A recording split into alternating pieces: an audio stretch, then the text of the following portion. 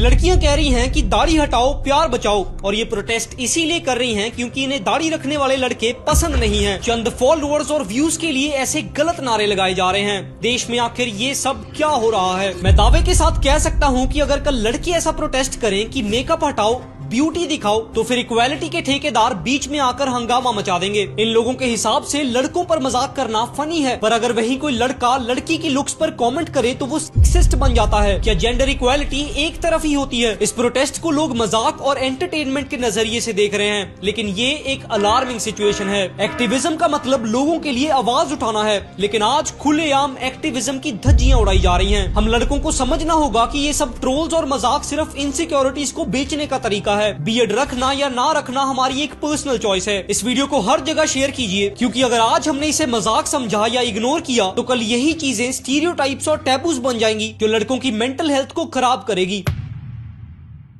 हमारे बूढ़े माता पिता के इलाज में भी आज राजनीति की जा रही है, और ये सब कहीं और नहीं बल्कि हमारी अपनी राजधानी दिल्ली में हो रहा है। भारत सरकार ने 6 साल पहले एक स्कीम लॉन्च की थी, आयुष्मान भारत योजना। इस स्कीम के तहत गरीब परिवारों का 5 लाख रुपए तक का मुफ्त इलाज किया जाता है। ये स्कीम सिर्फ सीनियर सिटीजन्स के लिए नहीं बल्कि गरीब परिवारों के साथ साथ सभी सदस्यों के लिए है, फिर चाहे उनकी उम्र कुछ भी हो। लेकिन अफसोस, दिल्ली सरकार ने इस स्कीम का फायदा दिल्ली के लोगों को उठाने ही नहीं दिया। दिल्ली की सरकार जो लोगों की भलाई के लिए जागनी चाहिए थी, वो सालों तक सोई रही। हालत इतनी गंभीर हो गई कि हाई कोर्ट तक को ये कहना पड़ा कि Delhi is not separate from the country. Delhi सरकार अपनी संजीवनी योजना को प्रमोट करने के चक्कर में आयुष्मान भारत योजना को नजरअंदाज कर रही है। जब देश के 8 करोड़ से ज्यादा परिवार आयुष्मान भारत का फायदा उठा रहे हैं, तो दिल्ली के लोग क्यों नहीं? क्या ये मेरी दिल्ली हो सकती है? हमारे बुजुर्गों के इलाज में राजनीति का आ जाना एक चिंता का विषय है। दिल्ली के लोगों को ये जानना जरूरी है कि उनके माता पिता के इलाज में सियासत बीच में आ रही है। इस वीडियो को ज्यादा से ज्यादा शेयर कीजिए और अपने बुजुर्गों के हक के लिए आवाज उठाइए।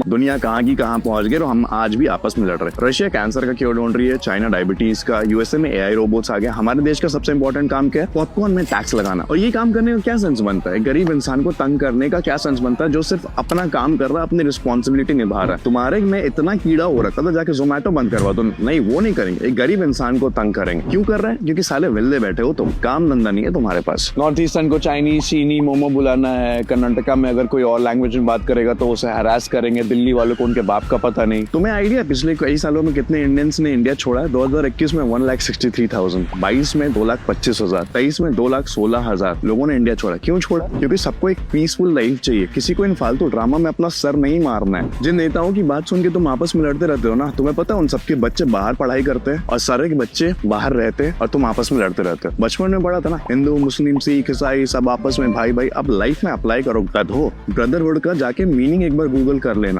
आपस में लड़ना बंद करो। वो चाहते तुम आपस में लड़ो और रिलीजन के नाम पे बटो। Just because someone has God in their profile doesn't mean they have God in their life. इन्हीं चीजों में पड़े रहोगे ना तुम आगे बढ़ोगे ना देश आगे बढ़ेगा। I am a Hindu and I am ashamed of these activities. भाई, दूसरे इंसान को एक इंसान की तरह रिस्पेक्ट देना सीखो और आगे बढ़ो। लाइफ में कुछ बड़ा करो।